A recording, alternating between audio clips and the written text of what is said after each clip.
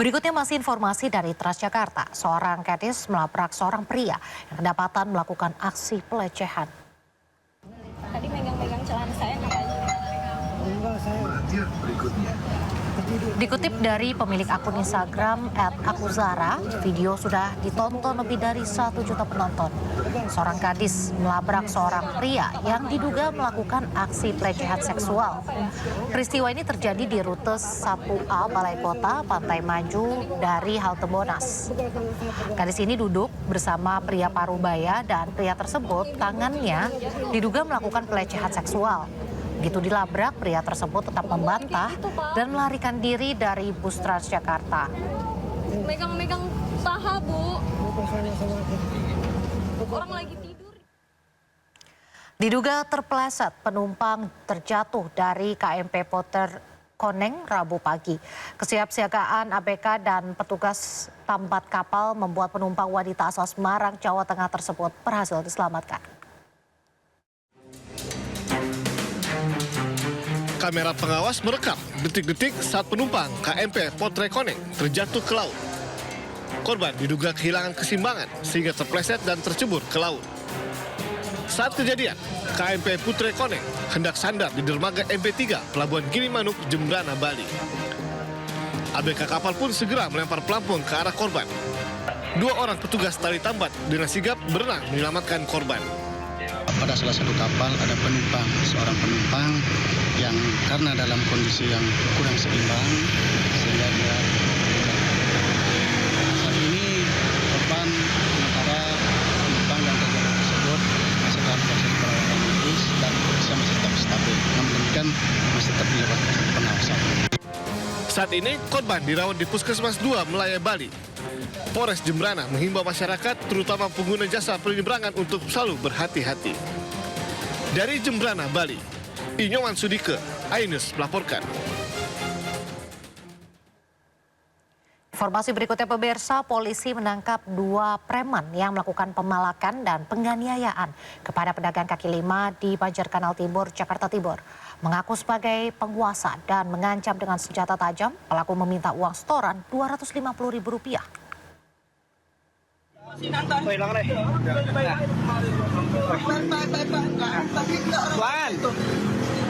Bang, weh. Iya, Bang. Udah. Ah, ya. Kenapa? Apaan? Doh, cuman, weh. Ya, kenapa? Udah. Lu nantangin, ya kan? Nantangin. Orang ini di sini semua. Kita sini semua. Bang. Nah, kita di sini semua. Josai Mugung Lading, oh. Ya. Josai Mugung Lading. Ya. Bang, iya, Bang. Kita sini semua, ya. Yo, Josai Mugung Lading, oh. Ya. Polisi menangkap 2 preman yang memalak dan menganiaya pedagang kaki lima di kawasan Banjir Kanal Timur, Durensawit, Jakarta Timur hingga mengalami luka di bagian hidung. Aksi kedua preman tersebut sebelumnya viral di media sosial karena mengaku sebagai penguasa di kawasan tersebut. Pelaku menganiaya korban yang merupakan pedagang karena menolak memberikan uang kebersihan Rp250.000. Korban juga sempat diancam pelaku menggunakan senjata tajam. Kapolres Jakarta Timur, Kombes Pol Alfian Nurizal mengatakan saat ini kedua pelaku telah ditangkap dan diproses sesuai ketentuan hukum yang berlaku. Dan alhamdulillah hari ini untuk kedua pelaku inisial SA dan SR sudah kami amankan. Ya, tadi disampaikan bahwa saudara untuk SR ini meminta untuk uang daripada jasa dalam melakukan dagang di BKT.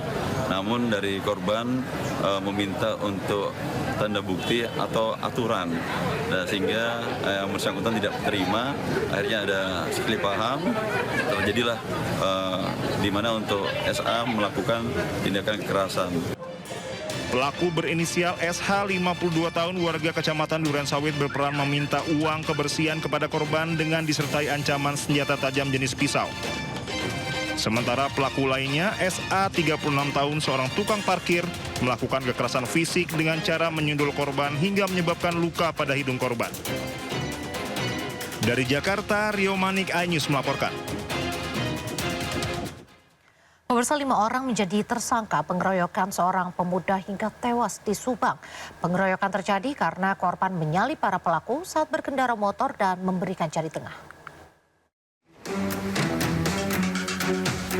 Di pertigaan Sompi, Kelurahan Cigadung, Subang ini, Edo Agung Gumular, 23 tahun, dikeroyok 5 orang remaja mabuk. Awalnya, korban bersama temannya menyalip rombongan motor para pelaku sambil acungkan jari tengah sehingga para pelaku mengejar korban. Para pelaku berhasil menangkap korban dan menganiaya korban dengan helm dan tangan kosong. Sempat dirawat di RSUD Subang, korban akhirnya meninggal setelah 3 hari. Dari 11 orang yang diamankan, Polres Subang menetapkan 5 orang sebagai tersangka, di mana 2 diantaranya berusia 17 dan 18 tahun. Selain menangkap 5 pelaku, polisi juga berhasil mengamankan 7 unit kendaraan sepeda motor sebagai barang bukti. Diketahui bahwa motif pengeroyokan dilakukan karena para pelaku merasa tersinggung dan ditantang oleh korban. Saat melintas di Jalan Raya Subang, Bandung, tepatnya di Kampung Caringin, Kelurahan Parung, Kecamatan Subang, korban diduga mengacungkan jari tengah ke arah para pelaku, sehingga para pelaku mengejar korban hingga akhirnya terjadi pengeroyokan di pertigaan Jalan Sompi, Kelurahan Cigadung, Subang. Untuk mempertanggungjawabkan perbuatannya, kelima pelaku terancam hukuman maksimal 12 tahun penjara. Dari Subang, Jawa Barat, Yudi Heriawan Juanda, iNews melaporkan. Seorang pemuda harus diamankan petugas Kejati Jambi karena nekat mengaku sebagai seorang jaksa yang bertugas di Kejaksaan Tinggi Jambi. Pemuda tersebut nekat mengaku jaksa setelah gagal mengikuti seleksi penerimaan jaksa.